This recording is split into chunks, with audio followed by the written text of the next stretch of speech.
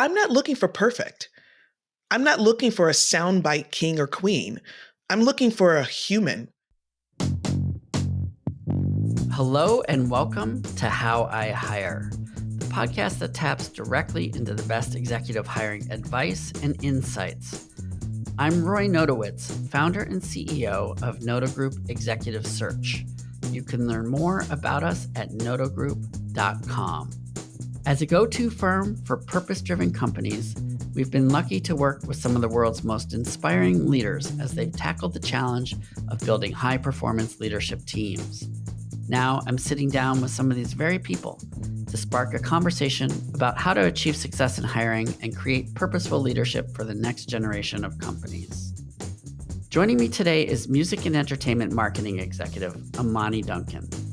With over 20 years experience, Amani's worked with Bad Boy Entertainment, CF Martin & Co., Def Jam Records, Virgin Records, Capitol Music, MTV, Viacom, CBS, and is currently a board member with Fender Musical Instruments Corporation.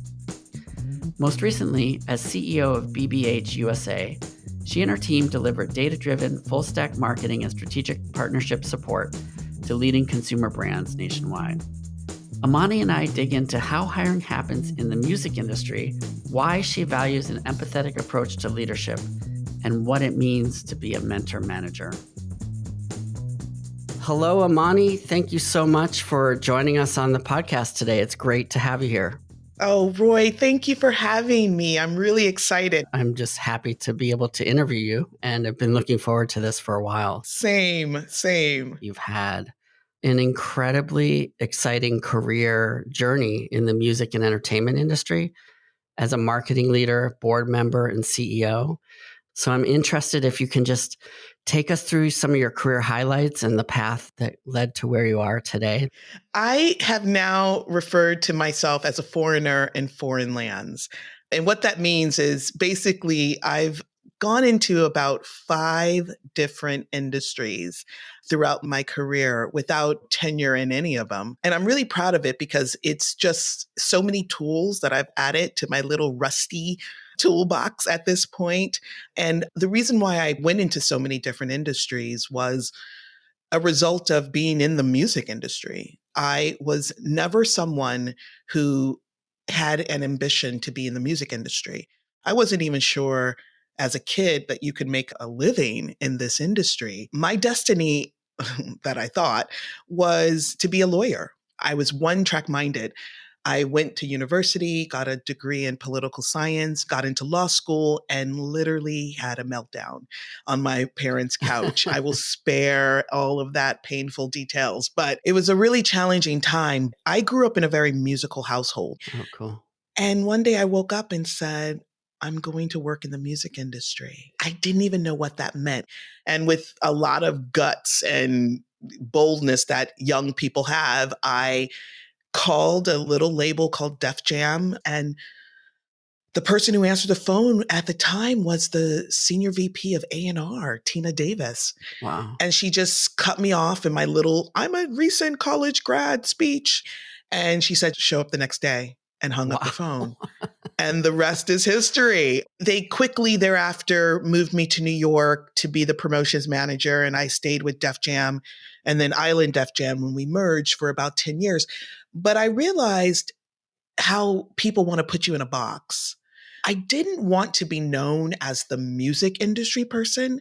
I just wanted to be known as like a really smart businesswoman. And I caught the bug of going into different industries and loving that entrepreneurial spirit when I went to work for Sean Combs. After I had left Capitol Music Group, and I was the senior vice president of marketing there for the pop rock division, I went to work for Sean Combs, and it was absolutely incredible. I oversaw all 6 of his brands, ranging from spirits to fragrances to TV and film endeavors to his clothing empire. Every day I was faced with a new opportunity. Every day just was something new and exciting. And I was like, that's my thing. That's my thing. I'm just going to keep pushing myself out of my comfort zone and go into various industries that inspire me. When I talk to people and they say, "What industry are you going to go into?" And I'm like, at this point, the industry doesn't even matter. It's as simple as, what is the creative opportunity? What is the challenge? Who do you want to be when you grow up? And so having that spirit has taken me into foreign lands. Yeah. Who would have thought a young Black girl would go work for the oldest American guitar manufacturer, Martin Guitar, and then go over to media, working for Viacom CBS, and then Yeah. my most recent endeavor at BBH USA as first their president of the New York office, and then doing the CEO role for BBH USA. So it's been an amazing journey. And at each point in my career, I've used something, some learning, some insights from the different industries.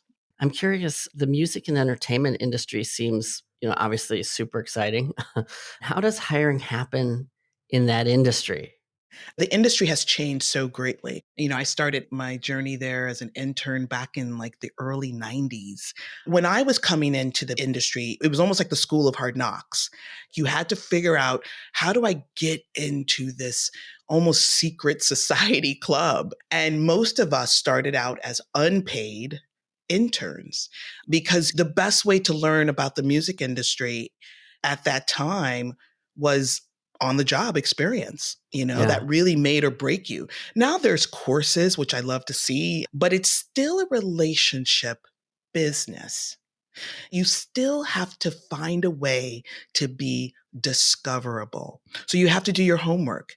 You need to show up at events. You need to find networking opportunities. You need to be, again, a student, read everything you can and really find a way in. And that could be something as simple as showing up at a talk that maybe Kevin Liles, who's the founder and CEO of 300 Entertainment, is speaking at, following everyone on their Instagrams, networking, going to clubs, like really getting into the fabric of the Right. industry. People seem to forget, it's all a relationship industry. Yeah.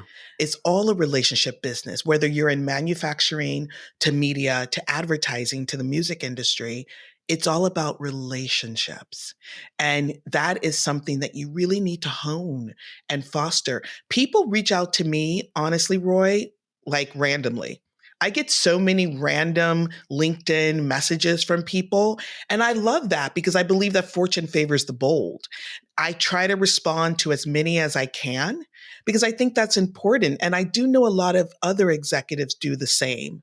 You have to find a way in, because these jobs are far and few and they're very coveted. It may sound old school to some people, but you got to put in your 10,000 hours. Yeah. You have to. And do it with enthusiasm and learn as much as you can. Absolutely. I'm constantly curious and easily bored. And I'm a forever student. I get scared when I come across people who think they know it all, or they Yeah. think they have it all figured out. I'm like, I'm a CEO and I'm still figuring it out. How did the change in terms of how we consume content and the business model in music change or influence the way that you were building or developing teams once you were kind of rising up through the ranks? It was hard, to be honest. You had people who may not have the right skill set to fully embrace the next. I think a lot of industries can take note of what happened in the music industry and the changes, the rapid fire changes that happened, and the resistance that the executives faced all of the change. We did have to hire new people and create new roles. That's why digital marketing became such a hot ticket within the music industry. And so we had to just prepare. And it goes back to being that forever student. The ones who were successful armed themselves with new knowledge so that they could pivot and still be relevant within the music industry. You have to pay attention to the trends. You have to embrace change. We have to force ourselves, especially as leaders, to see maybe what we don't want to see and to embrace what we feel is uncomfortable, because change is uncomfortable, but you have to view it as friendly, because it's going to happen. It's the only constant in life is change. I'm curious, you've been exposed to different hiring processes in a variety of world-class companies. Are there people or experiences that shaped your hiring philosophy and your process over the years? I mentioned before that I'm a mentor manager, and I learned that through my first series of bosses. It was Kevin Liles, the co-founder, CEO of 300 Entertainment, Julie Greenwald, the chairwoman of Atlantic Music Group, and Leor Cohen, who's now head of YouTube Music. Wow. They were mentor managers. They were basically our family because we were so young when we were all starting out. They shaped our view on how to interact with people that we would hire and be responsible for. People say that I care too much. I always rebuke that because I don't believe there's any such thing. I care in the success of others. And I want people to be successful in their job. So I'm rooting for everyone. My biggest joy would be to promote someone that was already at the company. I would always look within the organization first, perhaps give a rising star an opportunity, perhaps help someone transition from one department to another department. And then once they're there, arm them with all of the tools and the Right. support to be successful. If there isn't someone internally, I would partner with the HR teams to make sure that we're bringing in the right candidate. One of the things that I find even today that is a bit of a discouragement is the unconscious bias that is involved with hiring. It happens. It's not a criticism. It's just a human thing that we have to be conscious of so that we can course correct. I would always say, like hires like, familiar hires familiar.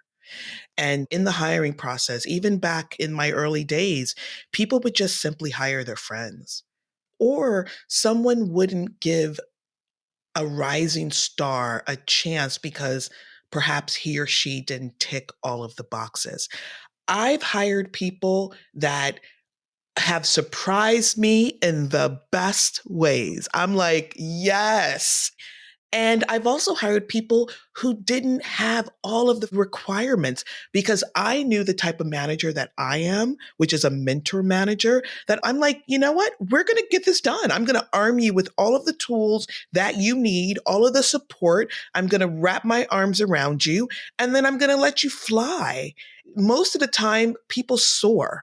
My biggest joy is when my intern or my old assistant is now a VP or an SVP at another company.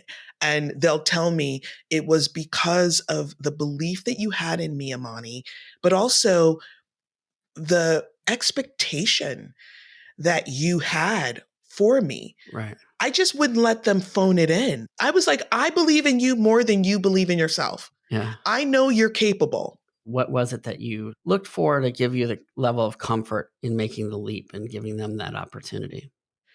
If we're going to be honest, hiring is a calculated risk.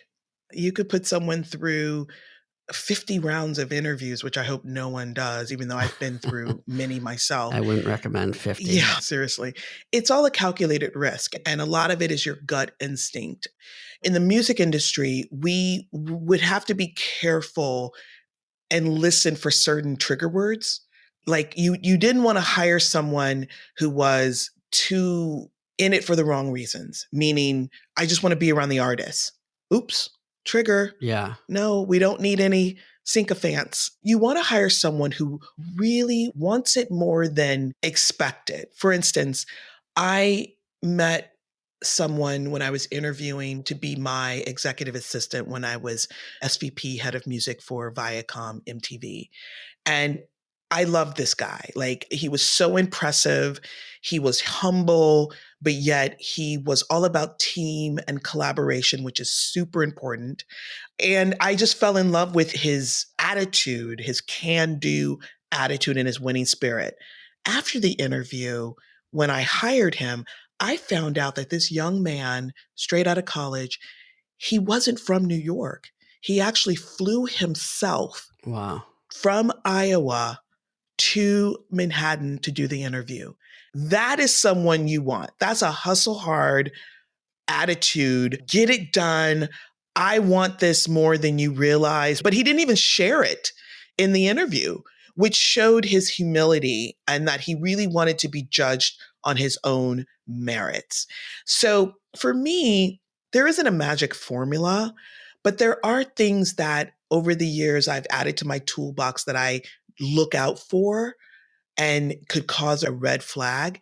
But at the end of the day, yes, you want someone who is qualified. You want someone who probably ticks more of the boxes than not. But I always leave room for those people who may not tick all the boxes, that I see the potential in them, and I want them to be a part of the team because they will complement the team. And that's also something really important to think about when you're adding new people to your team. You do have to take the team dynamic into consideration because you're building a high performance team. So you want all stars. You want people that are going to suit up every day and get on the field with you with full enthusiasm and with a winning spirit, that our goal is just to get that ball down the field and through the goal as quickly as possible. Really, the question is, does this person add to our existing team to make it even better than we could imagine? Hey everyone, I'm headed to Austin, Texas, April 24th through 26th for the Momentum Impact Summit, also called the Mo Summit. And I'll be facilitating a panel discussion that's similar to a live version of How I Hire, where I'll be talking with executives and leaders about how they hire and how they're experiencing the current market and building their leadership teams. For tickets, you can go to mo-summit.com. Use code NOTO, N-O-T-O, to get a discount, and I look forward to seeing you there. As the CEO and president of BBH, you developed a fresh vision for the firm and set out to build a significantly more diverse team. What was your approach to doing that? I believe we have to be intentional. Intentional is a big word for me, and I use it often. I was very lucky as the CEO of BBH USA to have an amazing leadership team standing with me. And what made it even better was that we were really all aligned with the vision and where we wanted to be. I walked into, or virtually walked into, an agency 2.5 years ago that wasn't as diverse as we wanted it to be. It didn't look or feel like New York. We really talked about it and addressed those unconscious bias concerns because, again, familiar hires familiar, like hires like. And we became very intentional. And I started to work with my head of HR and put in some new practices before we pull the trigger and say, this is the candidate that we want to hire. You have to prove that you interviewed successfully a minimum of 2 to 3 candidates that identifies Black. It really comes down to being that specific, that intentional. And I'm proud to say that the agency is 48% diverse in race and 58% female. When you add diversity to a room, when you add diverse thinkers and people from various backgrounds, mark my words, your work and your performance will simply grow. And our work went from good to great. And our clients loved the diversity at the agency. We got more work because of it, because every single thing became more elevated. So it really comes to just being very intentional. It's comforting to hire someone that looks like you or came from the same university or has the same friend group. Where at the end of the day, we're pack animals and we like to travel together, but we have to break that. And it really comes down to being very intentional and also being brave. We have to be okay with having those tough conversations. And it really starts with leadership. And I've literally seen this in every single industry I've been in, because most of the times when I enter as a foreigner in foreign lands, I'm usually the first and the only. Yeah, wow. So there's still a lot of more work that needs to be done. How did you emphasize the importance of diversity in hiring and also mitigate that unconscious bias? Lots of DE&I training. There were mandatory courses that all of the hiring managers had to accomplish, and we were rigorous with it. So again, it really came down to us being very intentional because we wanted to protect our diversity so much. Once you bring in diverse people into an organization, the work doesn't stop. One of the things that I wanted to be very conscious of was to create a safe space for people of color, for diverse people, so that they felt, okay, this really is a place for me. What are some examples of how having a diverse team helped the firm to achieve new heights? Oh, wow. First of all, the work. We believe that all roads lead to the work, and the work begets work. By having those diverse voices at the table, it really influenced the type of clients and the type of work. I think a lot of people are familiar with Google's Black Owned Friday initiative. We partnered with them back in October of 2020, like a couple of weeks after I had just started. And we collaborated on this amazing idea to say, during the pandemic, one demographic that was so greatly impacted by COVID was small Black businesses. And what a simple idea to try to tap into Black Friday, the nation's biggest spending day, and positively influence people to redirect just some of those spending dollars towards Black owned businesses. Yeah. And the rest is history. But we wouldn't have been able to do that successfully if we didn't have diverse voices at the table because it really was rooted in authenticity. Black on Friday was my number one favorite campaign. Both of my parents were small business owners, and I watched my mom and my dad struggle to keep the doors open of their small business. I have an entrepreneurial spirit myself, and I think back like, gosh, what if they had a vehicle like Black Owned Friday? Wow, it could have made all the difference between them keeping their doors open or shuttering them. I cannot attest more the power of difference to make a difference. And that only can help when you don't have same at the table. Yeah, and I think obviously with the justice, equity, diversity, and inclusion movement that's been happening has had a really positive impact. But as you said, hiring is one thing, really creating a safe space and engaging and creating the opportunity for people to feel safe within those interactions and within their teams, and that their voice is something that can make a difference is important. Absolutely. You can't say you want diversity within your organization, but you don't have diverse leaders. People need to see themselves in your leadership team. They need to feel that there's some commonality, that it's not just lip service. This isn't a panacea. It isn't one stop. It's continuous work. And we have to hold ourselves accountable, not just for a month or an occasion.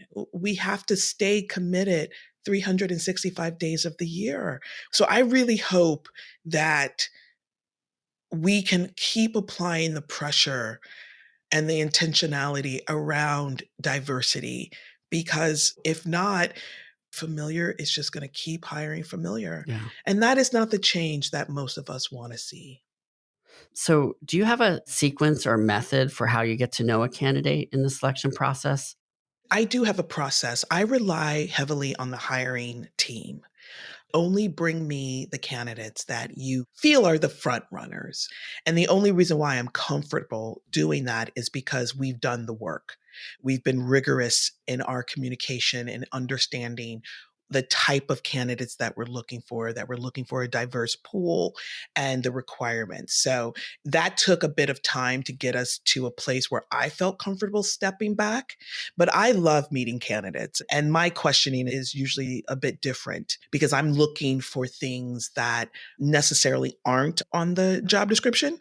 I'm looking for that spark. What does that spark? How does that show up for you? It shows up in authenticity.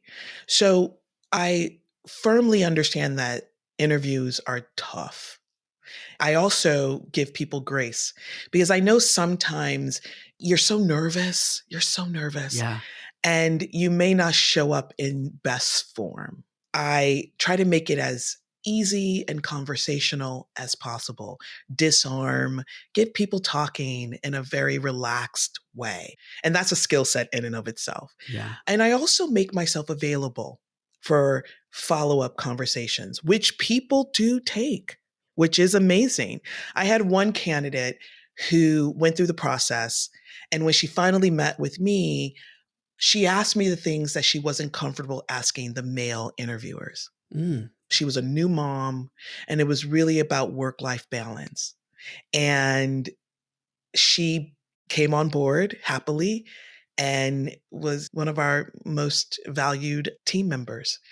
So for me, it's more about the nonverbals, the real honest, stripped down conversation, because once it gets to me, I'm looking at it from a different lens of, can I see this individual joining our family? Can I see this individual adding value to the team? And is this person authentic?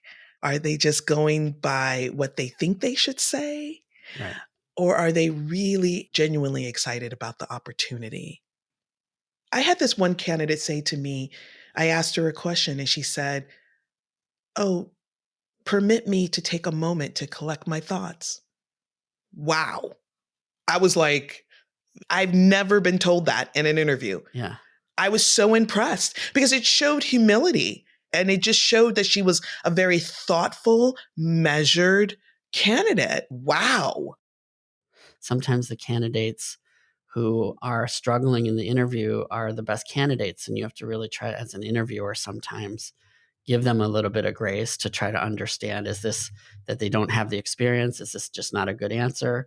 Or is it something where it's an interview challenge, right? Yeah, Where the person really is capable, has a great example, but you just need to pull it out of them a little bit more. absolutely. I'm not looking for perfect. Yeah.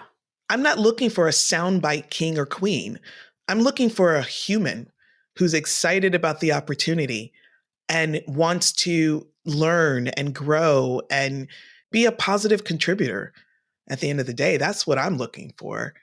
So, is there anything that a candidate can say during the interview process that sparks a judgmental hot button or something that makes you really feel like they wouldn't be a fit? I mean, it's not necessarily a hot button. It's something that came up a lot during my time at BBH and at other companies, is when they say they want to come here because of me.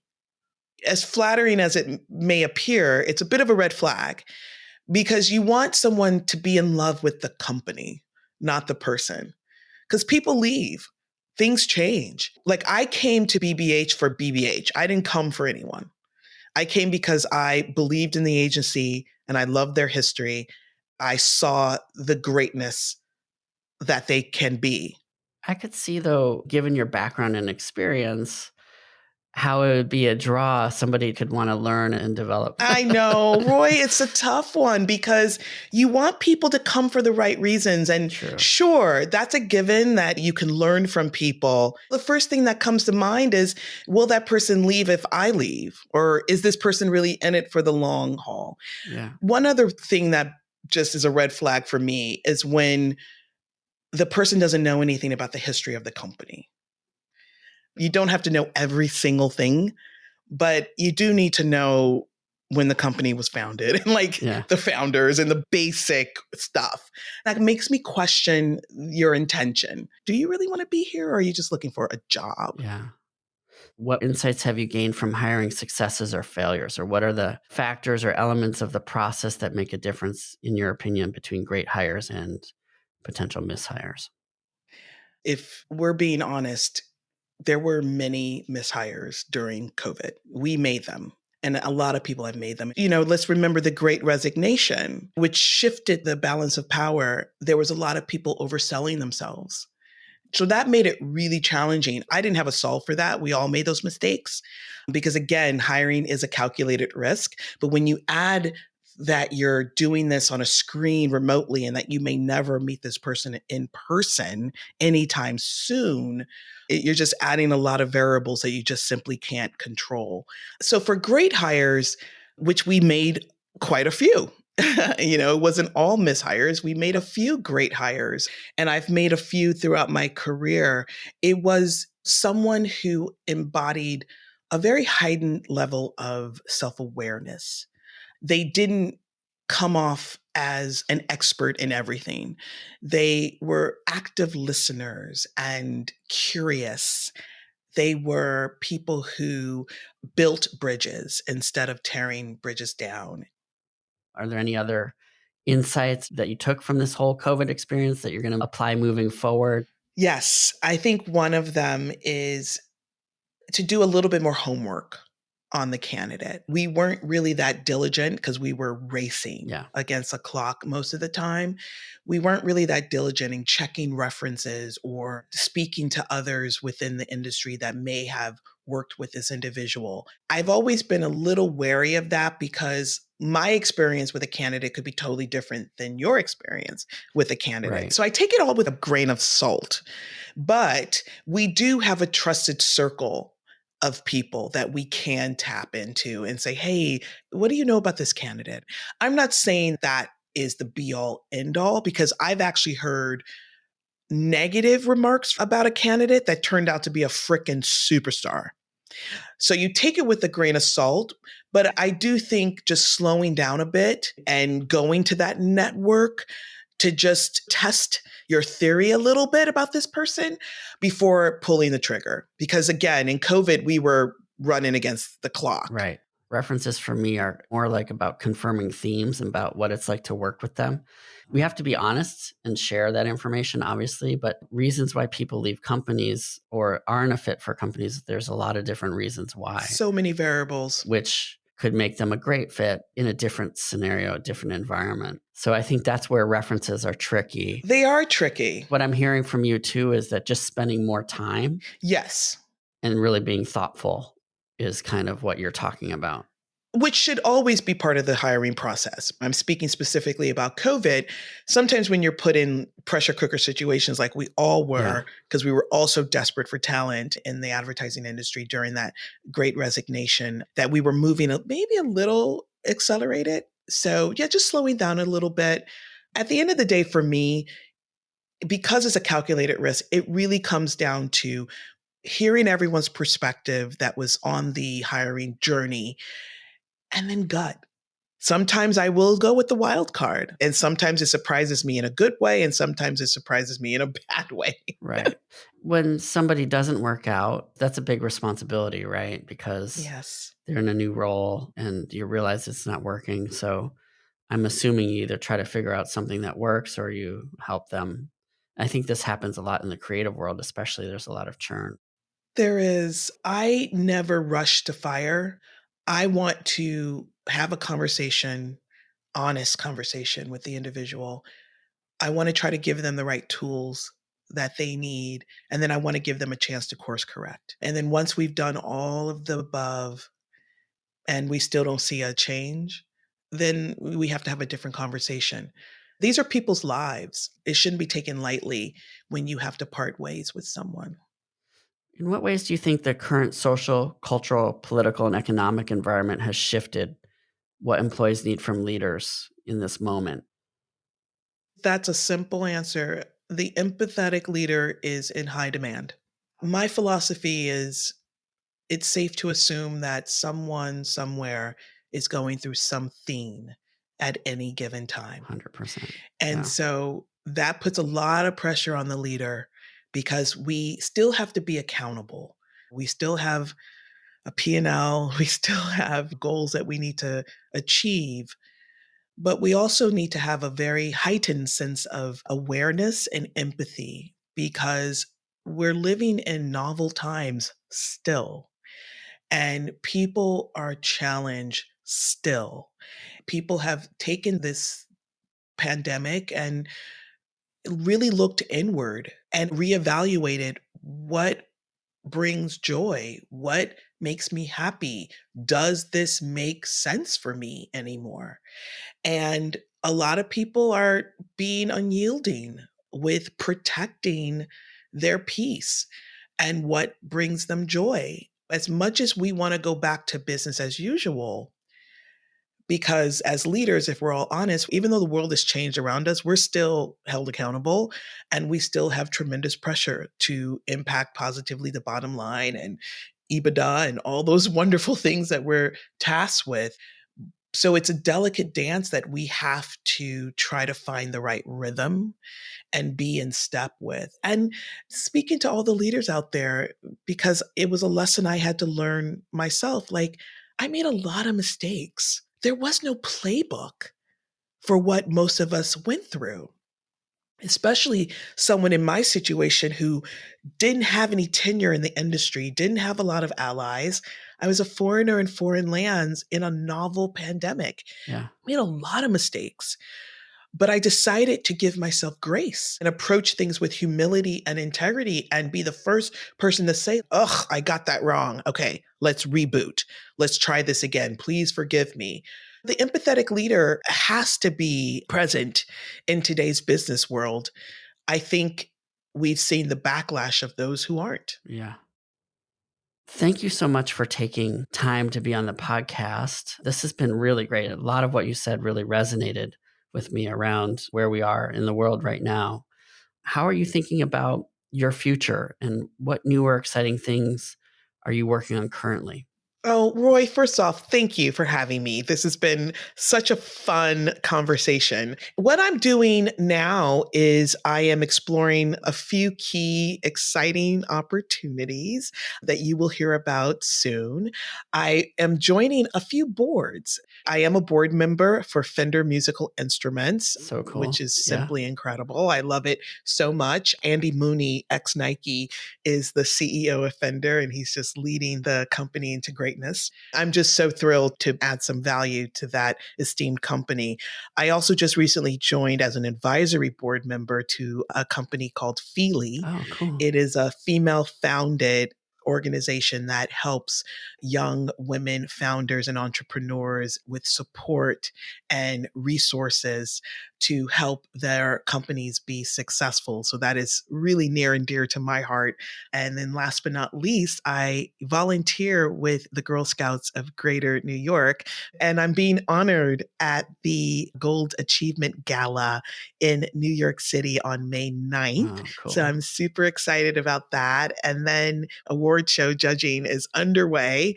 I am lucky enough to be the jury president for entertainment at the Dubai Links this year. And I'm also on the creative marketing jury for Ad Age A-List Creativity Awards. And I just finished judging Wow. Advertising Week Africa, the Future is Female Award. Amazing. I'm excited to see how your journey continues to unfold. Your story is so inspiring. What advice do you have for someone just starting out early in their career? Pace yourself. Don't be discouraged. Your journey is young. My dad would always say to my sister and I as we were growing up, be like water as it flows downstream and encounters a rock. The water may appear to the eye to stop, but that is what it doesn't do. It may go to the right of the rock, it may go to the left of the rock, and it even may slow down. But what it never, ever does is stop. I'm going to give that advice to my daughter. I love that. That's fantastic. It's What been my great advice. mantra. That's so true. I mean, and water carves canyons out of rock, right? So Yes, it it's does. powerful. It's Yeah. so powerful and unassuming. Amazing. Amani, thank you again so much for being on the podcast. Your wisdom and advice is certainly really valued and useful to our audience. And I appreciate you taking the time out of your busy schedule to be here. Thank you so much, Roy.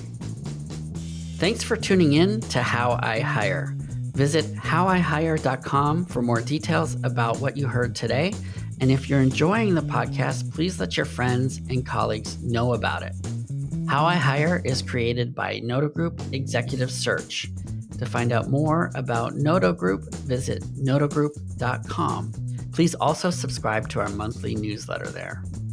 This podcast was produced by A.O. McLean, LLC. To learn more about their work, visit aomclean.com.